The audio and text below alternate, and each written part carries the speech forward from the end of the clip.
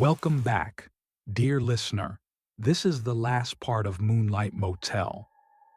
When Ariba looked into the mirror, her soul trembled.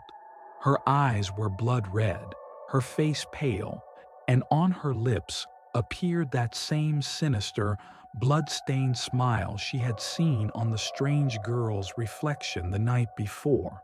Sarah and John shook her, begging her to wake up, but the entire motel had already changed.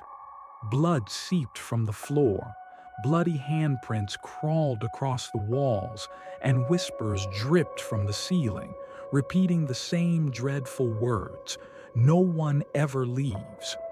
Suddenly, the pale-faced man at the reception vanished, and in his place appeared an old photograph on the wall.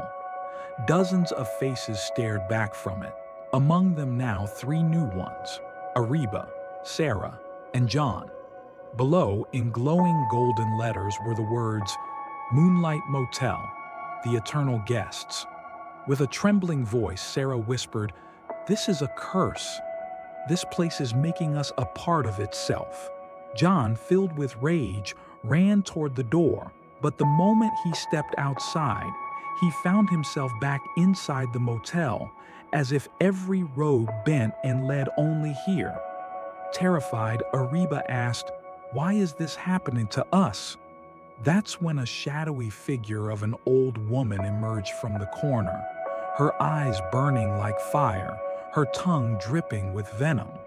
With a hollow, wicked laugh, she said, "Don't you know? This motel is a slaughterhouse. 100 years ago, every guest was butchered here, and their souls were bound forever. Now you too belong to them, because every traveler who enters this place carries their death date with them, and yours was written long ago." Her laughter echoed in the darkness as Sarah and John's bodies melted into blood and merged with the motel walls, leaving Ariba alone. She cried, running in every direction, but each path twisted back into the same cursed hall. At the reception, the pale man reappeared, opening the rotten ledger. His cold voice whispered, "Only one name remains." He slowly lifted his pen and began writing Ariba's name. Ariba screamed in terror as everything was swallowed by darkness. When she opened her eyes, she was standing alone on the highway. The car was parked beside her.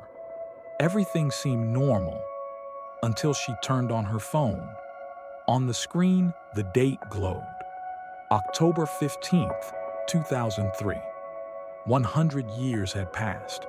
Shaking with fear, Ariba slowly looked back into the darkness, where the same glowing sign flickered in the distance, Moonlight Motel, and that's where the story ends. But one question remains. Has anyone ever truly escaped the Moonlight Motel?